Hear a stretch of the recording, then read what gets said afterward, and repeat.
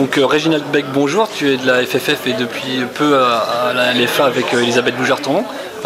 Parle-nous déjà de ces premiers mois là, à la Fédé, comment ça se passe? Ça se passe super bien parce qu'il y a une super ambiance dans la Ligue du foot amateur.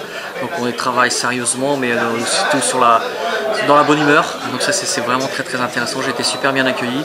Et donc voilà, c'était un plaisir vraiment de travailler à la FFF et qui plus est à la Ligue du foot amateur. Ouais, on te connaissait par cette fameuse finale de Coupe de France avec un local, Michael Landreau, lorsque vous soulevez ce trophée.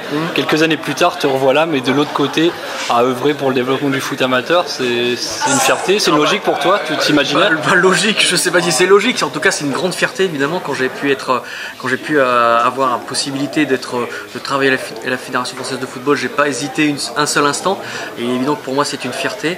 Et c'est vrai que en tant que footballeur amateur, que j'ai fait toute ma carrière en tout cas dans le football amateur dans différents clubs, donc c'est vrai qu'aujourd'hui pouvoir promouvoir le foot amateur et aujourd'hui l'équipe de France féminine U20 sur le territoire en Bretagne pour cette Coupe du Monde, c'est vraiment une très grande fierté.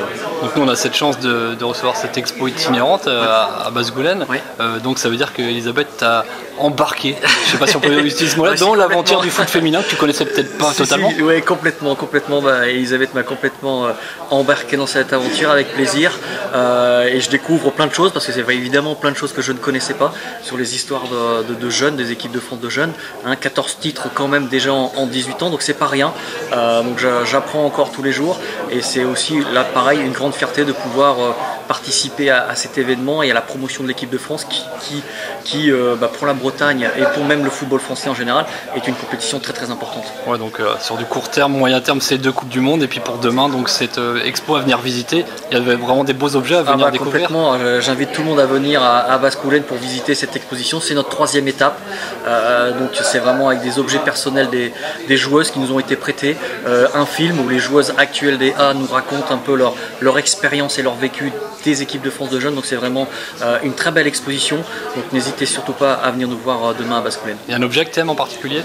Il y en a quand même beaucoup, d'objets, des objets personnels, il y a des objets collectifs avec les trophées de champion du monde et champion d'Europe, donc le football est un sport collectif, donc c'est vrai ces 2 trophées sont vraiment magnifiques.